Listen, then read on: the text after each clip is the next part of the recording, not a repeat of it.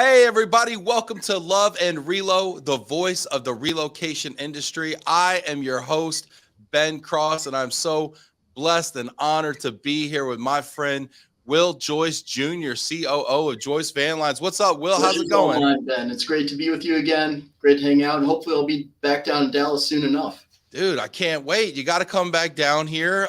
We had an amazing meal last time you were in town. I saw you in Boston at WERC as well. And this is fantastic. It'd be great to see you. How's now? I don't know if we're allowed to talk about this or not.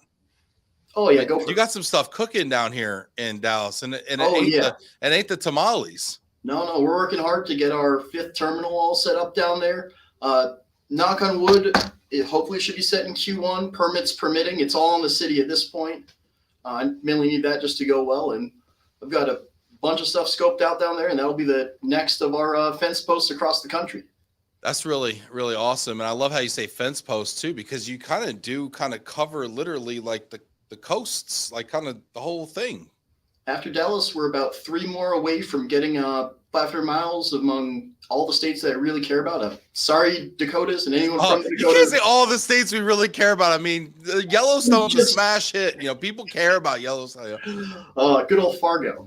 Yeah. No, but that's really cool. Let people know out there. You know, Joyce Van Lines, for those of you who don't know, is an amazing independent van line. I'll tell my story about how I was first introduced to Joyce and how I met Will Joyce Sr.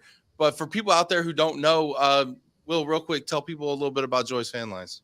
We were founded in 1981 by my dad, Will Joyce Sr. He was an over-the-road driver all through his 20s. Actually, one of our drivers wrote an amazing book about Joyce Van Lines. Great book. So plug the book, too. It's called The Long Haul, A Trucker's Tales of Life on the Road by Finn Murphy. It's a great insight into exactly what it's like for a mover, at the core, what the national account business is. As you get it completed, and even military and COD to a good extent, and just a lot of the trials and tribulations everyone runs into in this industry. Yeah, in my opinion, by far the best book ever written about the moving industry. I highly recommend you go out and get it. The Long Haul, right? The Long Haul. Yep. Okay, yeah. I read it when I read it several years ago when it came out. And I was just captivated. I think I read the whole thing in like one night. It was that good, and the stories were that real, from the curb, in the home, in the cab, and you guys were featured heavily in that book, and your dad especially was caricatured quite readily in that book. How did he feel about the way he was portrayed in The Long Haul? He loved it. He actually signed off that all of it was true, and that's why they use his name specifically and not like a pseudonym or something slightly different. Because, and actually an interesting fact about Finn, he actually lived with us for about a year or 2 while he was writing the book. And he was driving over the road for us too at that point. But he stayed at our house, and he's a close family friend for years and years and years. That's cool. In between, there's that gap in the book of about 10 years where he's elsewhere. He's actually out in Nantucket. He ran a cashmere business there. And at the time, I went on my first real moving job with my father and my cousin Ben, where we delivered a upright piano, 9-year-old me, up to Nantucket. I slept in the back of the truck, and it was a blast. Wow, that's a wild story. This is great. We got Sandra Clary chiming in here. Get in the comments. I want to know who you are, where you are, what you're up to out there. Get in there. Hit that like button as well. We're live here with Will Joyce Jr. From Joyce Van Lines, phenomenal company and a great book. Thank you, Sandra Clary, for putting The Long Haul in there. Shout out to Sandra, always on Johnny on the spot there. That's great. I highly recommend everybody check this book out. Click it, buy it, give it to somebody for Christmas, read it. Jillian Guzda, hey, Will, excited to get to know you a bit. That's great. Adrian Grimes, hey, Will, glad to see you, man. Adrian. Yeah, Annie Rain, what's up, Will? It's great. Sandra saying good afternoon. Great to see all the fence posts out there. Sean Luchin's checking in from Western Mass. Is a great book. Sean, you read the book? Yeah. God, Sean's very well read, very well podcasted as well, if that's the thing. So yeah, we're going to talk today about the moving business. We're going to talk about everything from AI. We're going to even touch on the driver shortage. Is that what's going on there? We're going to talk about the global household goods contract. What's the impact to the industry there? We're going to even talk about other things in the relocation space, like this real estate broker lawsuits that are going on. They're like dominoes across the country. Some people are saying that the NAR is going to kind of win some appeals on these things. But right now they're getting their tail kicked. So it's really interesting. Is that going to have an impact on us as movers? Look at this. The author himself, Finn Murphy. You say his name 3 times and he appears. Thanks for the plug. What's up? Finn, I got to get you on the show, Finn. What is it going to take? Come on. We can all join together. We'll even get my dad on. Man, if we had Will Joyce Sr. and Finn Murphy on this thing, I don't know, we might need 2 hours. How is the moving business changed? Finn, feel free to weigh in on this, and everybody in the comments, feel free to weigh in on this. But Will, you're a young man, but you've been in this business for a long time, delivering piano since you're 9. Yeah. How has the moving business changed, in your opinion? The Uberification of moving has been a big thing. At this point, consumer expectations of communication are way different than they used to be. From talking to Dad and Finn, it used to be your driver would get it done, and you'd only really get a phone call even from them if something went wrong. Now it's the opposite. Everyone's in communication constantly, and any sort of break in the chain is met with a ton of ire. So you need to make sure punctuality is perfect. Yeah, it's true, right? We always want like a status update every time you make a left turn, right? It's like it's almost like we're used to the package has arrived, the package is left, the package is down the block, the package. And it's just it's hard to replicate that in an irregular route moving business. Yeah, and you can't have your personnel God forbid you have to have a customer service person going to your dispatch and be like, hey, why is the truck like slightly off course to here? Because someone put what's that thing? An air tag. Yeah. Shipment. Yeah, it's like almost like is added transparency. Is it even a good thing? Because does it raise more questions than it answers? It's kind of a slippery slope. A bunch of extra cooks in the kitchen when really the dispatchers have a ton going on, and there's a reason for everything. There's no move that's wasted, especially with true experts who've been doing it as long as ours. So Michelle Maddox, if she's out there, she's a godsend for us. Shout out to Michelle here. Question, hit that like button as well. We got a bunch of people tuning in on LinkedIn, Facebook, across the internets. Question though, speaking of cooks in the kitchen, the biggest topic this year, and it continues to be compelling, is the global household goods contract, the GHC. Oh man. What he said, oh man, how much time we got? No, but what do you think about this? What's going on right now? And how do you see this playing out? Because these shipments were supposed to be awarded, starting in September. Here we are, it's December now. Not a chance it rolls out this year. I'd bet all my money on that all. That's something I can just say comfortably. They're too far behind. Is it going to roll out at all? They need to renegotiate the rates at this point. They put out the calculator. It's very clear. They're just so far off from reality, especially with inflation. It's not possible currently. Like no one can feasibly do that without completely butchering the shipment for the service member.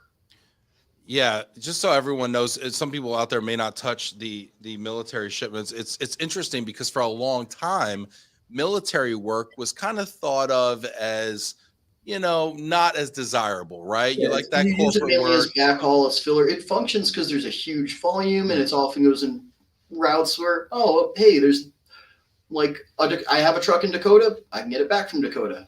Right. It doesn't pay the best, but it's better than deadheading. However, over the last, 5 years, maybe, people can correct me if they feel I'm off here, the rates have gotten pretty good, actually. Yeah. Now, you still had the fact that the move management companies were taking a significant portion, maybe even more so than, say, like a relocation management company would take. But because of the baseline rate being so good, the discounts were low, the rates were really solid. And military became some of the most favorable work out there, as far as I can tell, from a revenue quality standpoint. So people who are servicing these military shipments, and again, to your point, in these hard to service areas like the Dakotas, like kind of middle of nowhere Texas, or funny parts in North Carolina, upstate New York, just kind of some weird places, they got used to that. They built some infrastructure around it, and now all of a sudden the new rates come out. Oh yeah, and people are scratching their head. How am I going to do this work? I'm hearing it's roughly like 40% off from what it was. And no one's operating at that kind of margin or anywhere close to that. At that point, you're just telling us to not take it, telling the service members to do it themselves. Yeah, and I'm also hearing, and this is interesting, but I'm hearing some grumblings coming out of Serva. You know, and Serva was a major partner. Serva was the major partner on this with Home Safe Alliance, and I'm hearing some changes might be afoot over there. I've heard it's were, and I even heard the original point person if they're all left Serva now. I saw that at least on a group I'm part of a few days ago, and yeah, I mean, honestly, it looks like so far the wheels are starting to fall off a bit. I wish them the best. I hope they can come back around and just get things to a viable level price wise. And heck, everyone would love to service it there. They're not too far off, but they're not close to there. Well, the problem is, though, the rates have already been bid, right? And so the book is written to some extent here. And now all the van lines and service providers are starting to say, oh, well, I'm not servicing it at that. And now the military and Transcom and the services have to be sitting back and saying, kind of watching this thing and saying, okay, well, we've awarded it, but all the capacity, and oh, by the way, this is supposed to help the driver at the curb, right? This is supposed to help capacity. No. And the capacity saying no. And the services have to wonder if the devil they know is not worse than the devil they don't know, right? I mean, it's like, I don't know if I want to release 400,000 shipments into such a nefarious, uncertain. Nefarious is probably the wrong word. I don't want to use that word, but it's such a uncertain. We'll say uncertain. And it just having static pricing like that, it doesn't account for the amount of variability that just suddenly shocks things.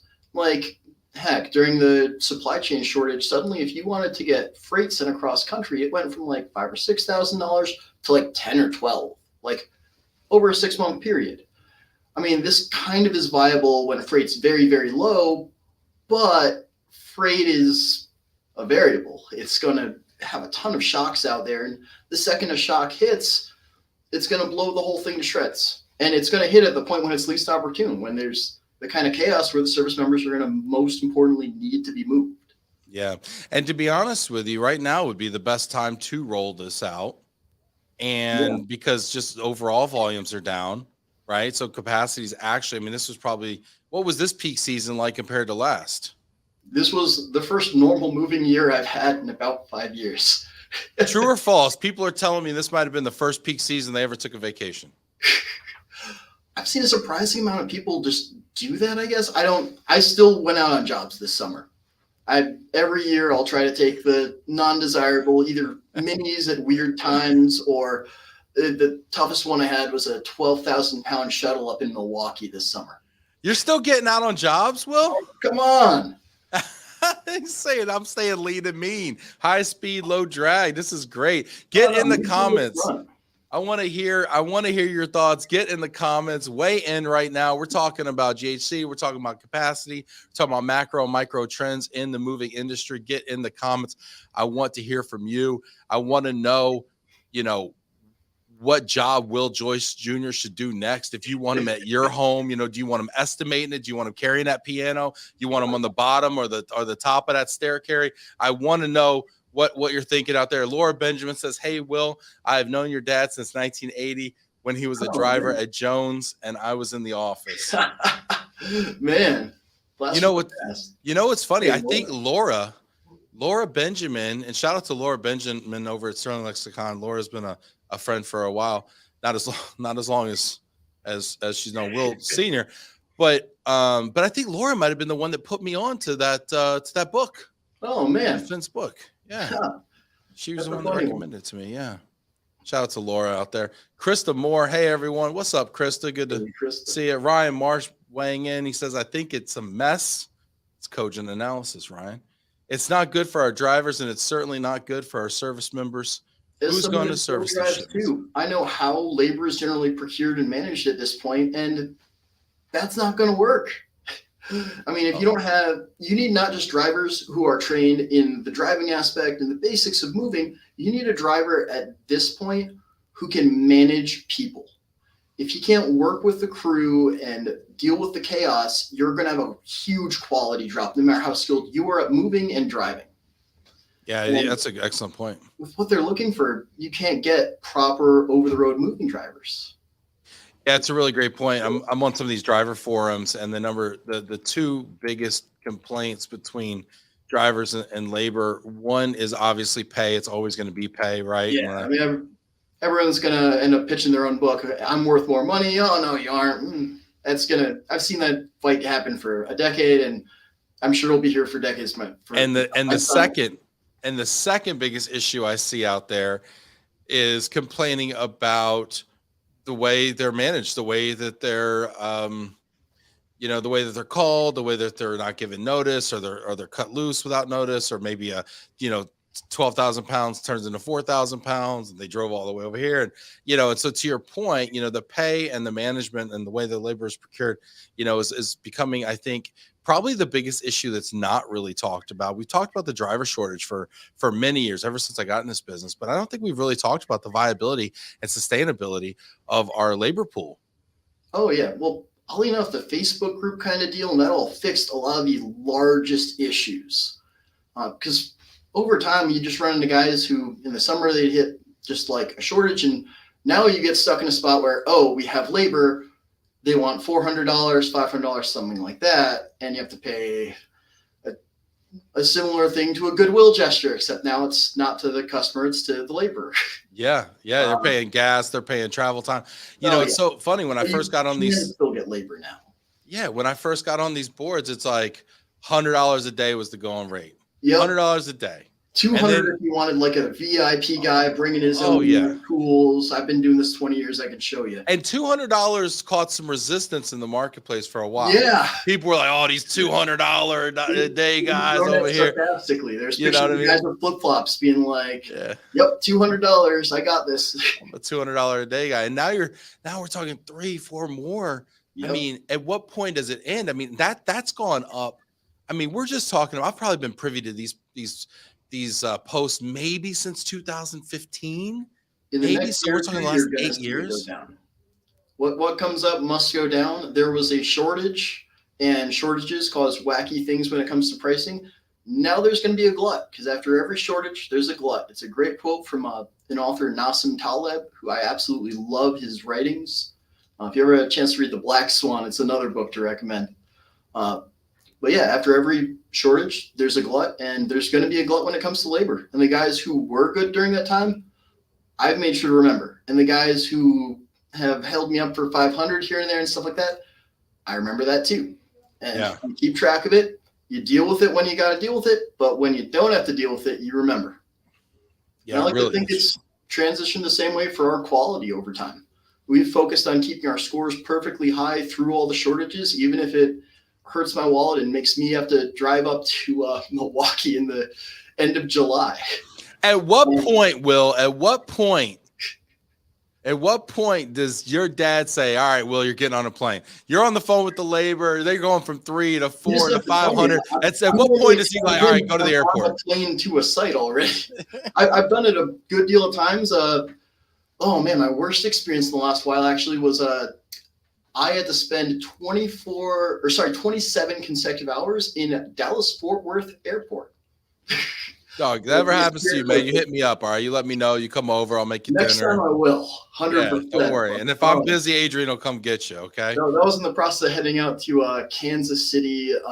Oh, man, that was a crazy shipment where our driver got kicked out of the site because at one point his glasses fogged up, so he put down his mask for a minute when he was alone in the room. The shipper walked in at that exact moment. Nope, you're out, not allowed back. This was summer of 2020, it sounds like. Yeah, that was hot COVID. Special time. It was hot and it was COVID. Well, that was when you had the PPE. There was like gloves. There was the mask. Like they had, some people were talking about booties. I remember being on call with the services, and they're talking about, oh, well, we want you wearing booties on the job. It's man. Whenever someone mentions wearing booties on a job, I'm just sitting there. I almost always go through this is a safety hazard for my men. This is going to make them worse at doing their service well. Like, please, anything but booties. Oh, man. I was hearing a lot and getting the comments, too, while we're just venting about PPE here and stuff we don't need to worry about. This 3 years ago. But, I mean, it was real then because we didn't know. I mean, it was basically like that movie Outbreak all over again. We didn't know what was going to happen if we didn't wear gloves on the job, you know. But people were talking about they were lifting dressers with rubber gloves on. They were soaked with water, and there was water in their gloves. I mean, it's very dangerous stuff, you know. And a lot of this is being driven first, you know, the military and government shipments, and then a lot of our corporate clients were sending out memos saying, okay, we expect this level of PPE, and of course, like, people are like, yeah, we'll do our best, but you know, safety first of the drivers and the crew as well. Let's see, Jan's on your team, right? Shout out to Jan. This is my right hand guy. Nice, Jan. Good to see you, Jan. Get in the comments there. I want to hear from you. Hit that like button. I want to know what questions you have for Will Joyce.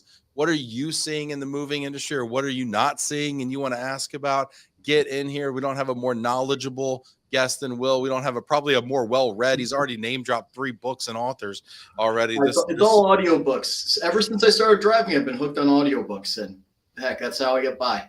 You're not lying. That's a good one. Heck, I want to throw the last 3 years. They're the things that have really been the trials for movers. But at this point, it's more back to normalcy. And if you've made it through those properly, we've seen our volumes stay relatively okay. We're only down a little bit this year. But I like to think that was all the quality and the services that we went above and beyond on for the last 3 to 4 before then. Yeah. Yeah, it's really interesting. I want to talk about the ebbs and flows to the business, but first, you brought up audiobooks, and that's a contentious topic here. So let's do a quick audience poll, okay? If you're watching this right now, I want you to get in the poll. We know who you are. You've already put your name out there. We need you to participate. This is a long-running argument inside Glomo, so we are going to have it out right now in the poll. Do audiobooks count? Okay, because when people say, oh, I read this book, because listen, I'm an audiobook person. And some people on my staff think that's just totally fugazi, and audiobooks don't count. And you can't remember anything. I'm a bit dyslexic. Before audiobooks, I could get like 3 chapters through most books, get a headache, never reading it again. Audiobooks come along, it's like a whole new world open for me. It was right when I originally started, I was the Mr. Fix-It for a few years. I was over the road driving and doing all kinds of stuff, and the whole time it was book after book after book. Is listening to, get in the comments. I want to hear from you. If you're listening to this right now, you have to choose. Do audiobooks, is it the same as reading a book? If I say I read a book, can I listen to a book on an audiobook and say I read the book? Is it the same or not the same? Does it count? Get in there. Yes or no? And there are no neutral opinions, by the way. I'm seeing some early results here. I abstain. No, there's no abstaining, okay? Abstinence is for kids. Here we go. Jan's in the comments here. He says, well, we're gonna let that percolate in the comments, and then we're gonna do this first. Jan says one of the things that need to be addressed with military moves is access to the bases. It should not take someone with a military ID to get on base. What do you think about that, Will? Oh, yeah. No, we went to DC on this one, and that was one of the big issues that we really talked about. It looks like there may actually be change at this point. There's writing in legislation that if, knock on wood, Congress doesn't mess up, that kind of could be fixed in the next year or so. What's the fix look like, Will? Hopefully. Having a top tier standard that can just be universally set, where you can get either a card or something that lasts for a year and you're good to go at all of the bases ideally. Because currently every base sets their own way of things, and needless to say, it causes a lot of chaos, especially when the base's standards are just randomly will change day to day. We've had the recent issue we ran into. We had a driver get on the base one day, head back the next day, and they don't let him on because they changed the standards overnight. And it's a guy who's passed all our drivers are background checked. They're all set and ready, but the military can check even further back than that, and they'll find something tiny from 25 when you're years 16 ago. years old or something. Yeah. I had, it's like a border crossing. I was crossing a border one time with a guy, and they asked him, you got any criminal background? And he's like, no. And then before you know it, he's locked in a room with a one-way mirror, you know, and they're talking to him. Yikes. And they're like, how come you didn't tell us about that time when you were 16 in, you know, blah, blah, blah state? And he's like, what? And he's like, that was supposed to be stricken from our record. I'm like, oh man, come on. There goes our staycation over here to Windsor. Anyway, that's hilarious. Okay, let's get back to it. I'm incriminating myself. All right. Let's see. Lloyd Cobb. That says, yes, it counts. Pauline. Yes. Finn, the author. Now the author should count twice. Finn says yes. As an author accounts, Finn, is that because you get royalties either way? I want to know. Okay, Finn. I love it. Annie Ream says neutral opinion. Annie, hop in the fight.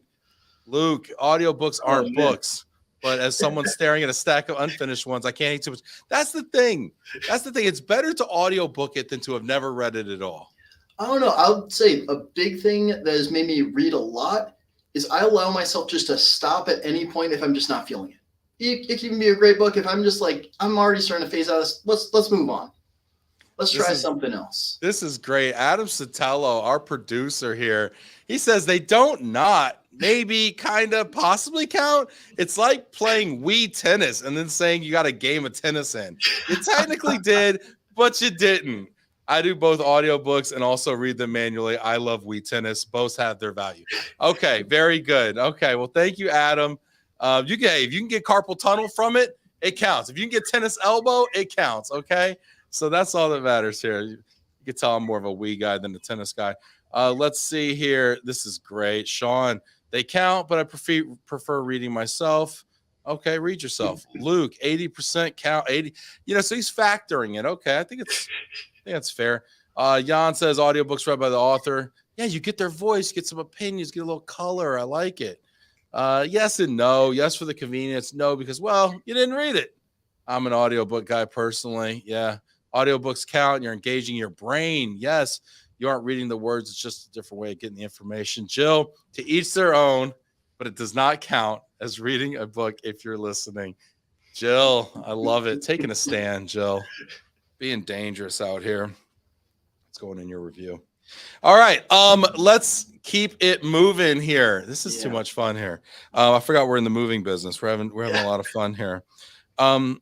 I want to talk a little bit about the last 3 years. We talked about COVID, and we talked about the PPE, crazy stuff that was going on summer 2020. We're all doing our best, trying to move people and stay safe. What's the last 3 years been like with this kind of whiplash of the market? Well, with the boom, you mainly just had to hang on to your seat, and it was an opposite mode of how things were for years and years. Because for ages, it was, how can we get more work? How can we get more work?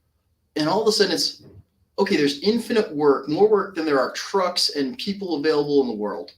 How do we get more drivers? Everything costs twice as much now. How do we adapt to a lot of this and get us that right? Freight rates are double. How do we move this from point A to B now and have it be cost efficient? And we've had to find a lot of outside the box solutions. A big thing has been actually working together with other independents. Personally, we have worked a lot with New World. They've been a great, essentially older brother company to us, where they've helped us with us being able to keep trailers in the yard. We've used their freight fleet a ton, and for storage and shipments, they've been a godsend. It's interesting. So as independents, do y'all kind of band together a little bit? Because, you have the big van lines out there, right? You have the big five, if you will. Oh, yeah. I don't know if it's still five or not. There's been some consolidation. They just keep eating each other. You get the point. It's like accounting. Some of them are kind of just two guys in a trench coat, actually. Yeah, there you go. Oh, man, that's another story there. Two guys in a trench coat. What's under the trench coat? Anyway, do the independents band together? Do they all support each other kind of like unofficially? Because, you need to have some support. Among the ones where we've known each other for a long time, we've been around forever and we trust each other, because, heck, you get the value of like an Atlas, a United, with having to pay a tax just to hire up. Yeah, especially when you're booking your own tonnage. You can trust. Yeah. What do you think about that? I mean, do you think the value proposition of being with a van line has changed? I mean, is it what it used to be? Is there still value in it? It's still there, mainly because there's still a bunch of brokers out there, and they help you a lot with online advertising and reputability if you're in the COD space. But personally, I could never do it. It's just not within our model, especially doing national account work. We want to live and die off our quality and our actual service and focus at peak efficiency, because it's one of those inefficiencies that makes things safer and more comfortable. And heck, trying to expand things across the country, you kind of have to get crazy to do it. I mean, just running one moving company in one city is enough of a headache for a lot of people. Yeah. trying to expand bigger and bigger, and especially dealing with the new and innovative problems that come once you go 48 states and over the road. Yeah, when you end up in California and they drop carb compliance, or now Yep. you're coming to Texas. So wait, welcome to Tejas, man. Oh yeah. But I think it's really interesting because I'm seeing it used to be, in my opinion, that the van lines really kind of cornered the market and the big bookers would be mostly van line agents. And over the last 10 years, I've seen, or maybe just become aware of, more high quality independents who are savvy enough and advanced enough from a business development standpoint, have critical mass from a hauling standpoint, as well as a Oh yeah. coordination standpoint, to really become players. And honestly, that's how I first got introduced to Joyce. So can I tell you the story of how I first heard about Joyce Van Lines? So I was working for, I was at a company, a prior company. I'm not going to name names, but I've only worked at a few places. And we were in with Cardis. Yep. And we were doing like a lot of small shipments for Cardis. Yeah. And we sucked. Okay. And it really is me. I can't say they. I mean, it wasn't we. It was I. I was not very good at operationally running this what became very massive small shipment program pretty quickly. Because I was really good at selling it, and I also had to turn around and actually execute on it. And those are two different things. Yeah. And so we were their biggest booker 2 Junes in a row because we were taking all the stuff that nobody wanted. All the smart people turned it down, like people like your dad, right? They all turned it down, and I was like, "Yeah, it sounds good to me. Send it, right?" And so I was taking all the stuff. I was booking like crazy, and every year the quality would be bad. It would be bad, and they can really, I mean, they have high standards, right? Oh, I mean, corporate shippers, it's people who haven't generally moved before. It's a luxury for them, and they have high expectations of exactly what they're getting, even if it's at the end of June, July, or August. It doesn't matter. I would like They to expect pin perfection as the baseline. I would like to pin their disappointment on high expectations, but I think I had something to do with it. And so I'm over here at like one of my quarterly annual floggings at Danbury, and I forget if it was Ken Roper or Dave Fleury or one of those good people up there, and they were like, I'm like, how do we get better? What do we got to do? He's like, listen, like, I don't know, but there's people out there who have figured it out. There's people out there who win our Cardis Cup every year, or the Gold Cup, or whatever cup, the Gray Cup. I don't know. They win the cup every year, and you should talk to them. And they gave me 2 names. They gave me Glenn Hummin at Potter Warehouse. Oh yeah, I was out of business. He closed the shop. He was a great person, funny as all get out. And they gave me Will Joyce. And I called your dad out of the blue as a competitor, at Cardis. And I was like, hey, guys in Danbury told me to call you, looking for some ideas here. I don't remember what was said. He didn't laugh at me, which most people were just laughing at me. Normally talk your ear off. Yeah. And I think he was kind of curious about our model, right? Because we were kind of taking a more containerized approach, and it was probably it was quizzical probably sounding, because he's like, how's that work? And the answer is, it doesn't really work super well. And so I just remember him being nice enough to take my call kind of out of the blue, and that Joyce was a name I had seen at several awards ceremonies getting recognized for their high quality, and that stuck with me. So when I finally got an opportunity to meet your dad in person this year, I met him. It was nice enough to meet him here in Dallas, and I got to kind of tell him, I appreciate him taking my call, and I also got to sit down and kind of hear some of his stories and tales. And he has 1,000. I mean, Finn only covers a small portion in that book.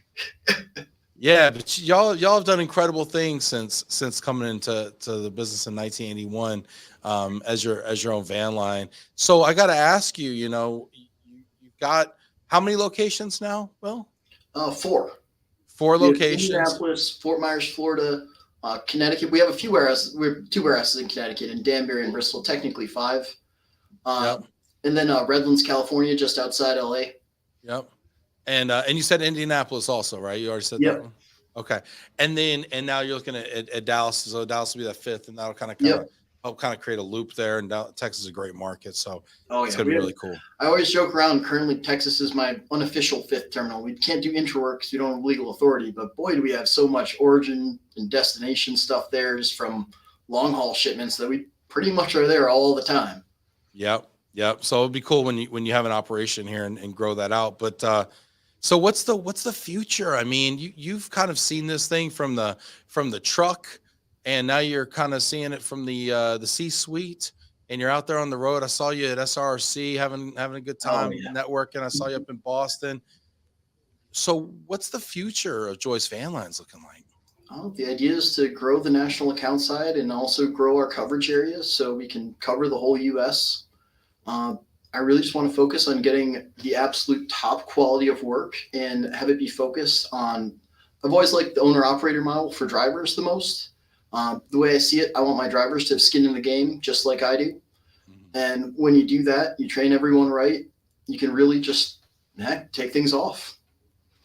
Yeah. But at the same time, to be clear, take things off in moderation. You only want to grow a little bit because moving is not scalable like other industries. Anything beyond 10% is pure pain and pure pain accessories. You know what? That's a really your dad didn't share that with me when I called him. I wish he would have told me that, because that was one of the problems I had. We grew so fast. Overgrowth. We were growing like 50%, 100% some years, and oh boy, and it was pain. And equipment wise, I can't imagine that. Well, fortunately we were using other people's equipment for the most part. Well, that's the second problem. Not asset based. Stuck with that. Yeah, what's the problem with that? Too many cooks in the kitchen, too many little things that go haywire, especially if you're trying to do national account work where perfection is the standard. It could kind of work with COD, I guess, if you don't mind your reputation, but it's all about control. It's all about control and having that control of it, And I mean, I think that's probably why you even go out on jobs, because you have ultimate control. You need that, and we always like to flag things down the second there's any sort of red flag in any shipper scenario, whether it be an issue at origin or just someone who seems like they're kind of eccentric. Like, we'll red flag that, and either I'll head out or one of my terminal managers will head out. We'll have somebody from Joyce internally on site just to supervise and watch over, because you need that extra level of care when it comes to top end clients. For sure. The difference maker. Let's see here. Get in the comments here if you got questions. I want to hear from you. Dale Shelton says, if you're blind, you have to use Braille to get reading credit. Sheesh, Dale. Asking the hard questions, Dale. It's a great ESG question. So besides dispatching you to far-flung places, Will, what's your dad up to these days? He's semi-retired in Cali. I believe he's out in Connecticut right now. He's always going to be CEO as long as he's up and running. My dad loves this more than anything in life, and it's what keeps him going and keeps him young. Is he working out of that Redlands office? You're going to get a kick out of this. Last time I was out in California, Dad made it a point to hop in one of the trucks and get a weight at the new scale we put in. Oh man! So he was out there driving it around the yard. Specifically showed me, I'm going to drive this one over. I know I'm not qualified right now, but I can just move it within the yard. It's okay. It's my truck. Yeah, it's not a public road. No one's going to tell him no on that. How does he adjust into that Cali life? I mean, it's different than the Northeast, right? Heck, he loves the weather. He's got 2 Jack Russells out there hanging out with him by the pool a lot of days. And yeah, it's going well so far, even if he's not quite a California person. Yeah, for sure.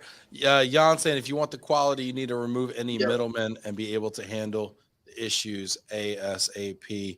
How important is coordination, the coordinator on these things? That's huge, and empowering the coordinator is huge. Letting them know that they have the power to, in a lot of cases, force things through with dispatch, or at least immediately escalate and get anything that needs to be handled pronto. Because with the Uberification of things, people want things now, and you have to adjust to that because they're not going to adjust to you. I love what you're saying there as far as empower, and I love what you said a word, force things through with dispatch. Because in the moving companies I've seen that operations tends to operations tends to dictate and kind of tends to be probably a little bit bigger um, than sales and coordination. Yep. And sometimes when you're the salesperson or the coordinator, you book a piece of business or something, you set something up, and ops is going to give you 5 reasons why it's wrong, and you got to go back to the customer and you got to change it. And I always observed that, and to me, I thought that was a little backwards and a little kind of like the tail wagging the dog. You need them working together immediately on things. Yeah, because I mean that coordinator really is the voice of the customer in your organization. And if she's talking to the the shipper, and the shipper's imparting how important this date is or whatever is, people have to hear her and hear him for that. And it's on us to adjust. Yeah, the big thing is people like to just kind of hem and haw about the shipper and this and that. No, you are the service provider. You are here to serve, and you got to serve. Yeah, for real. Get in the comments. I want to know your thoughts on how to achieve quality.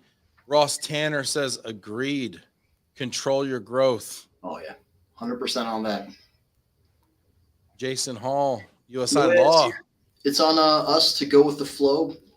If things are booming, we, if anything, need to put the brakes slightly on it. And the opposite, when things slow down, put some extra gas in it. I want to ask you, now that, we're talking about the future, I know that, I know your dad's still CEO. He's kind of semi-retired.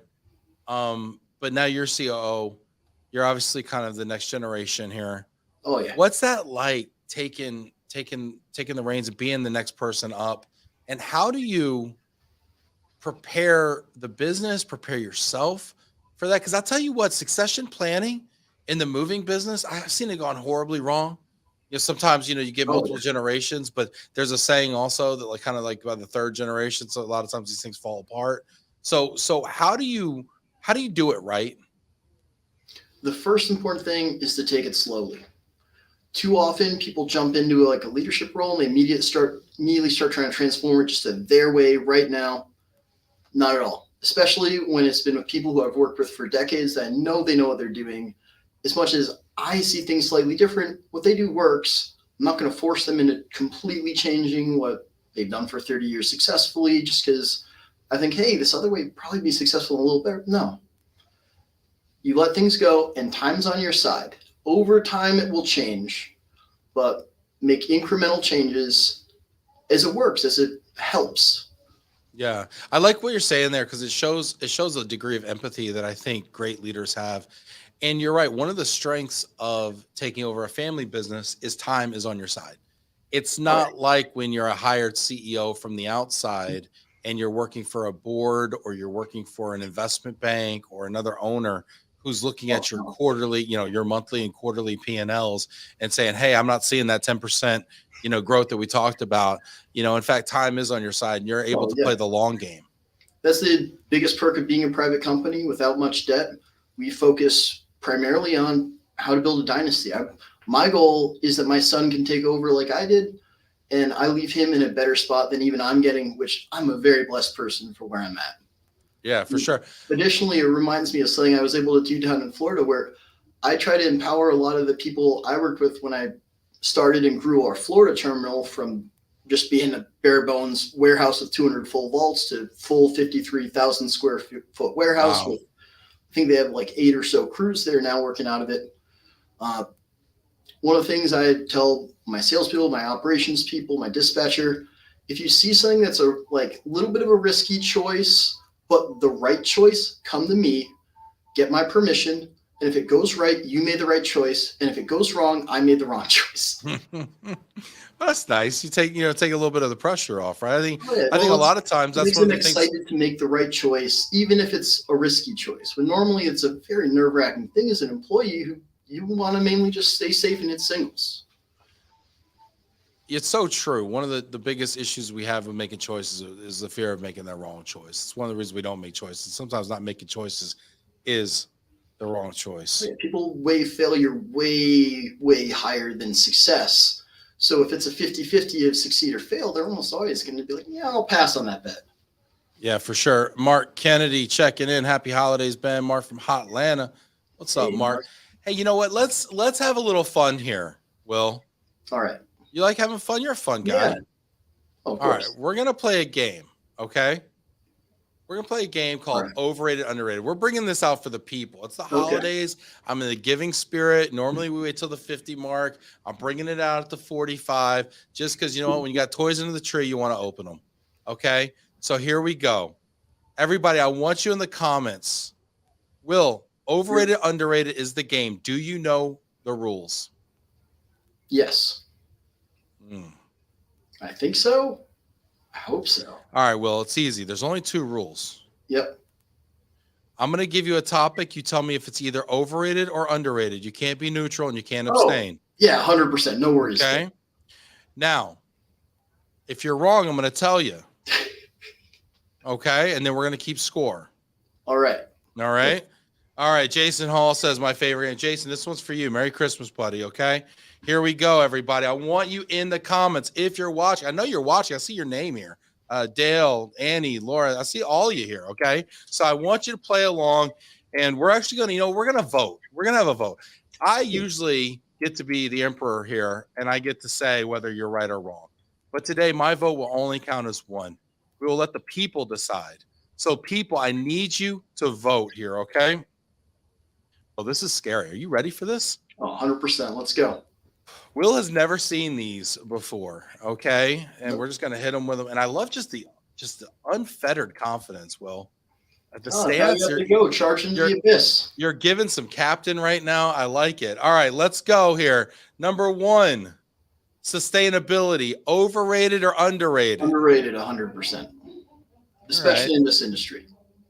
All right, I want you to get in the comments, sustainability, underrated or overrated? We're starting off with softballs here. But you're a trucking company owner, Will. You run a moving business. You use cardboard. You run big diesel trucks. How do you... Scope 1 and 2 set who make it a point to look into getting all the details set when it comes to getting things properly done and lowering our emissions. Because when you lower your emissions as a trucking company, you're lowering your cost. It's mind-blowing to me that other owners don't take this seriously. If anything, they get it's like you mentioned the boogeyman when you mentioned sustainability to them. It's like a terrifying word. But no, I got our scope 1 and 2 set with Azarette Hess. She's amazing at it all. We got it done in 2 or 3 weeks total. And in the course of her getting a set, we were able to save $2,000 annually reoccurring in climate control costs by just changing around the temperature very slightly in a way that doesn't affect any of the goods at all. And that's before idle reduction within trucks, which saves a ton more. Well, you might be the most informed person I've spoken to about this in the moving industry. All right, you get a point for that. All right, Will's up 1-0 here. We got people checking in here. I don't even need to count the votes, but I'm going to count them here. Sandra says the chatter's over, the need under. Let's see here. You did say underrated, right, Will? Under. And okay, Sandra actually is the other key point. So many people, and especially RMCs, honestly, love to talk about sustainability without actually having any requirements for vendors. And it kills me inside. I need to give a shout out to Weicker and Adam Bowlby and Bill Wilson, because they, in the last while, got it set so all of their vendors are getting their scope 1 and 2 set and getting a proper baseline. Nice. Hey, somebody tag those gentlemen here. Was it Bowlby and Bill Wilson right here? Let's see. Yep. All right, we're gonna take a quick one. We got 1 vote for under 2, 3, 4, 5, 6. All right, that was an easy one. That was an easy one. Okay. Will definitely gets a point for sustainability. Jennifer Anderson says, I agree. Okay, the next one will not be so easy, Will. Next one. AI, overrated or underrated? Overrated, 100%. Overrated. AI, you know they're listening. They're listening. What were they going to do? They will come for you first. Yeah. AI, you said, oh, get in the comments. I want to know what you think. We're taking votes. AI, overrated or underrated? Get in the comments here. Well, I think AI is useful. And oddly enough, weird fact about Joyce, we're an early adapter of AI. In How so? 2017, we started working with Yembo, and Oh yeah. they are amazing when it comes to video estimates. The fact that it cubes everything up for you, and you really just need someone to go through and double check the computer and make a minor mistake. It's beautiful. Like they did something that was like a dream of mine in like 2010, where I figured it would be like, oh yeah, maybe I'll see this in my lifetime at some point. It is pretty snazzy tech. I mean, is it accurate? I It don't is. know. It is. What's the accuracy on Well, those? me and I'm sure JK can confirm it keeps it within 10% as long as you have someone just watch over and make minor choices, like changes. Yeah. So Like there's a basically, few like little the things. same as a normal estimate. Oh yeah. But my issue with AI comes down to the fact that a huge deal of the people pushing it are the same people who push Bitcoin, who pushed the goggles. Hey, Bitcoin is up. Bitcoin's at 43,000 right now. This Will, week, watch let's out, see next okay? week. It's running. Okay. Last chance. Get in the comments. AI, overrated or underrated? Will says over, and yet he's made good cases for it. David says under. Jason says under. Voting has really tailed off in this category, to be honest with you. And Jan weighs in great. There goes our Chat GPT subscription, Will. Okay, very good. All right. You know what? The crowd has spoken, and you actually have 2 votes for under. So I think you're 1-1 now. Yeah, Will. we're tied up. All tied up. Come on, man. Wow, Jan saying underrated. Mark Kennedy saying underrated. Sandra, confused good rule-based automations. Sandra always gives you nuance. I just give you splashy headlines. Sandra's giving you the article. I love it. Okay. All right. We're 1 for 1 here. Next, overrated, underrated. The driver shortage. Hugely overrated, but I mean, I'm sitting here as an independent who we always treat our drivers as family, and it's been a main reason why we do so much better than a lot of the van lines when it comes to that all. We actually genuinely care at like a close level. Last Christmas, I actually spent it with one of my drivers, like at my house. That's nice. I mean, but on top of that all, we make sure to compensate properly. All our guys get paid on their jobs within 72 hours, which tends to be a surprise when people jump on board. All right, let's take a vote. Let's take a vote here. Get in the comments. The driver shortage. Is it overrated? Is it underrated? Get in the comments. I need to hear from you. We've got people coming in here. Jennifer Anderson saying overrated. Come on, people. Get in the comments here. I need a vote here. Get off the fence. Jennifer Anderson says overrated. Will, you said overrated, right? Definitely over. You know, it's so funny because when I talk to independents, they say it's overrated. When I talk to the van lines, it's killing them. Well, that's because they treat their drivers like numbers in a lot of cases, to be honest. I mean, that's how it is. And that's part of the reason why it's so easy for us generally to get people on from van lines. And when we get them, they stick. A lot of the van lines, from what I've seen, have huge turnover.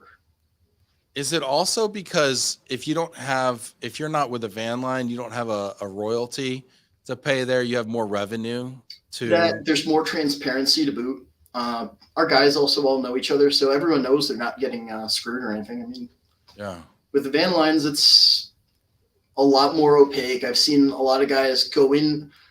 A funny thing I've noticed is we've lost guys to the van lines because they think they're getting a pay raise, and they realize a few months in they're actually getting paid less because they take a cut normally off the top. It's off retained revenue. That was a big thing for me. When I remember that the people were complaining about the retained revenue. So Will Joyce says driver shortage overrated. Get in the comments, vote. Let's see what they say. Jennifer Anderson says over. That's 1 for over. Very, very underrated. David, you only get 1 vote, no matter how many varies you use. Okay. Very underrated. Luke says underrated. So that's 2 for underrated. Let's see, Jan. You gotta play to your base, Jan. I don't know. That's a very long, lengthy. I don't know how to categorize that. I'm sorry. Mark Kennedy, talent shortage. That is a statement. All right. Laura Benjamin, overrated. I agree with the difference between van line versus independent, she says. Interesting. So you got another overrated. So it's tied up. Oh, Jennifer changed her. She changed it right when you had a tie. You thought you had a tie. And you know what? And you know what she says? Okay, so she's going underrated. So now you have 2 overs and 3 unders, I think it is. Yep. But you know what? I told you, my vote counts twice. So I'm actually going to go overrated. I'm going with you. Well, I think it's not about a lack of drivers. It's about a lack of compensation, and it's due to the business model that people are choosing to employ. And I'm telling you, the independents have it figured out.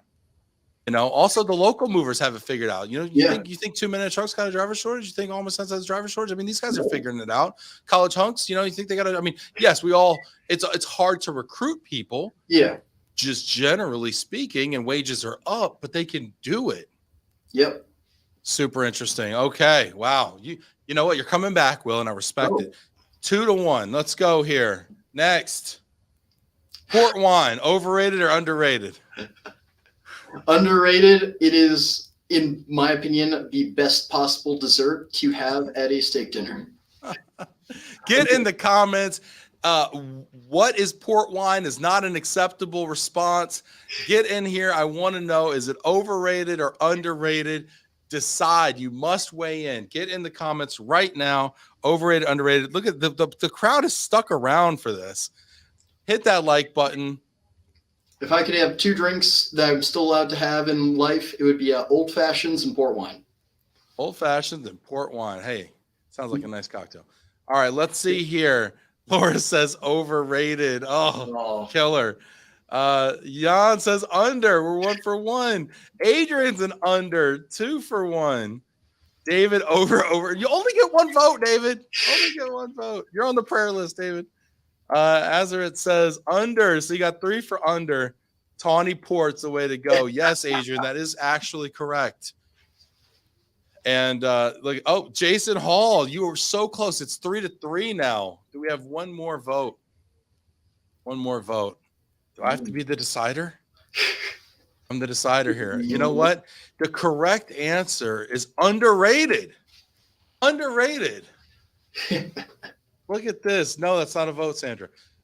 Yes, this is great. Okay, yes, underrated. Port wine is actually really good. I have port wine all the time. My father-in-law, we have a cigar, we have a port. I love a nice little Taylor Flaggate 10-year, nothing crazy, little Porto. Yeah, it's actually excellent. Highly recommend. Next, you're 3 for 1 right now. Indiana Pacers new uniforms, overrated or underrated? Underrated, but I almost want to say, underrated. They're great. They're amazing. I just literally got a new one yesterday. You got a new jersey? The one that says Indy on it? Specifically the new Indy one. I don't like the court. Both me and one of my dispatchers have complained about the giant blue court as it's kind of visually jarring. Yeah. But the uniforms they are perfect. They are sweet. I saw them for the first time on Instagram today, actually, which is why I put this in here. And I know you went to the game, didn't you? I was there last night. I got to see Celtics versus Pacers, and I got to see Halliburton score the craziest 4-pointer of all time. Well, we got some early voting coming in here. Get in the comments. Adrian says overrated because it's the Pacers. Yeah. It's free. Yeah. Jan's finally getting the game here. He's giving me the 1-word answers I can do. Tournament champions, the best of the best for the in-season tournament, undefeated in it. Now, explain really quick this in-season tournament the NBA is doing right now, because this is a new thing. Oh yeah, they essentially added some stakes to the regular season games, because for a while it kind of didn't have enough stakes unless you're really, really bad. Yeah, 82 regular season games. They added kind of a small season within a season, and then at the end of that, the top 2 teams from each bracket go into kind of the in-season tournament. So next time they play each other, it actually matters for the tournament results. And I guess they're going to play the rest of the tournament in Vegas, where the winning team, I think every player gets a significant bonus, like $500,000. I thought it was like $500,000. Yeah, something big where everyone gets a pretty darn large bonus if they win it all. So there's definitely stakes in it, and you could see it's nice. You actually get people playing hard in the regular season rather than it kind of being They were saying that 6 of those Pacers are making very considerably less money than most most players. 3 of the guys I think were at the league minimum, and 3 guys were under Oh, 3 yeah. million a Our year. team is So super young, just super cheap right now. Heck, it's amazing to see where they're at this year, especially after the pain of last year and the year before. Well, I grew up a Knicks fan, so the Pacers at Market Square Arena could just die slowly. But anyway, no, Reggie Miller is just my arch nemesis. No, I watched a lot of the Davis brothers. I watched a lot of Rick Smits, the Flying Dutchman. I watched a lot of, anyway, good team. Good team. Yeah, you're right. They're underrated. And we have some math here. Yeah, the math is up there with our journalistic integrity. It's directionally correct, at least I can say. Will apparently, Will, I thought it was closer than that, to be honest with you. It was at least a good try. I got on the board. And full disclosure, the AI got control of the scores, and yeah, I think you didn't pay off the producer. I think, Will, when you that come was on, the real trick. The producer has a Venmo. You got to hit that Venmo. Shout out to Adam, who's having a little too much fun at work today. Appreciate you for keeping it fun here. Will, this has been great. You want to leave us maybe with just a closing thought as we sign off? I guess my closing thought would be a small piece of advice to anyone. Heck, the advice I'd give to myself if I could travel back in time 10 years. Never try to do too much in any given off season. Focus on the 3 biggest tasks you can get done and really mull over when you have like a new thing that looks really shiny. Is this really important enough to get on that list or not? It'll make some way better choices. Yeah. All right. That's great. I love it. I think we're obsessed with growing fast, and maybe growing good is better. So yeah, Will, great stuff. Will Joyce, COO, Joyce Van Lines, here with us on Tuesday. Can't wait. We got a great lineup coming this week. We've got Ken Flornez, formerly of Primestone Partners, who was actually purchased today by Synergy Corporate Housing. So he's going to be wearing a new uni tomorrow as well on the show. That's yeah, it's going to be a good one. We also have Noel Ellison, partner at KPMG, who's going to be here on Thursday. So we got a nice lineup for you. Will, next time you're in Dallas, we got to get together. I can't wait to see your new warehouse. Well, but Annie is 100% spot on right there. It's a marathon, not a race. Love it. Absolutely love it. John Adams checking in. Oh, yeah. Very cool. Good to see everybody out there. Guys right there. Fabulous. Hey, everybody, we will see you tomorrow, 4 o'clock Eastern, 3 o'clock Central, right here, wherever that is for you. Take care, y'all. Hit that like button. See you later. Have a good one.